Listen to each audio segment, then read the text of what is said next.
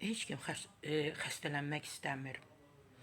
Hamı müəyyən otlarla, müəyyən nə bilim o təbabətdə istifadə olunan bitkilər var da, çalışırlar ki, onlarla vəziyyətdən çıxsınlar, ağrıları, digər nələrisə aradan götürsünlər, amma mümkün deyil.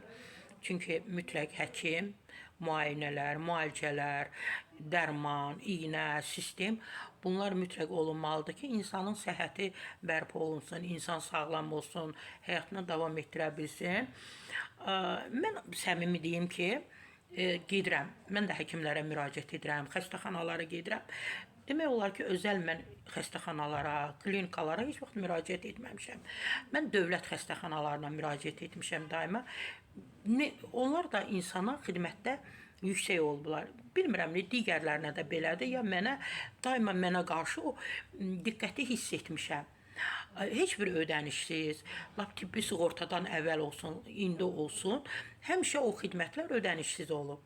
Amma mənə yazdıqları o dərmanlar ki var, yaxınlaşmışam apteka və onlar alanda, indi mən fikir verirəm ki, bir çox insanlar dərmanları almamışdan öncə orada reseptdə qiymətləri hesablatdırırlar ki, bu dərman neçəyədir, bu dərman neçəyədir, bu iynə də digərləri alacaqları həmişə də şok yaşayıb çıxırlar, yazırlar 300 neçə, 200 neçə. Yəni hər birimiz müalicə olunmağa hazırıqsa, həkim bizə resept yazıbsa, mütləq o iynə, dərmanın qiyməti 100-ü, 150-ni, 200-ü keçməlidir, ötməlidir. Çox qəribədir ki, həmin o müalicə olunacağımız bizə yazılası iynə dərmanlar ki var, onları biz xaricdən soruşanda Türkiyədən, Almaniyadan, digər ölkələrdən bizdən bəlkə də 100 dəfə aşağı qiymətdə olduqlarını bizə deyirlər. Mənim üçün maraqlıdır. Bax, bu dərman biznesində olan insanlar var da, onlar niyə görə biraz məsuliyyətli olmurlar? Niyə görə onlar biraz vətənpərvər olmurlar, insanpərvər olmurlar, xalqpərvər olmurlar? Bax, bir dərmanın üzərinə birdən-birə 50, 60, 100, 200 manat qiymət özləri dəyər qoyurlar ona ki, məsələn, onu Türkiyədən gətirirlər 5 manata, burada satırlar onu 115 manata. Bəlkə bunları etməyəsiniz.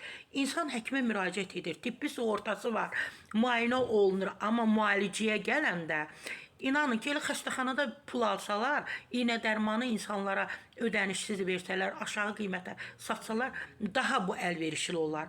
İnsanları bax bu dərəcəyə çatdırmaq nəyə lazımdır? Ona görə hamı resepti əlində geri dönür.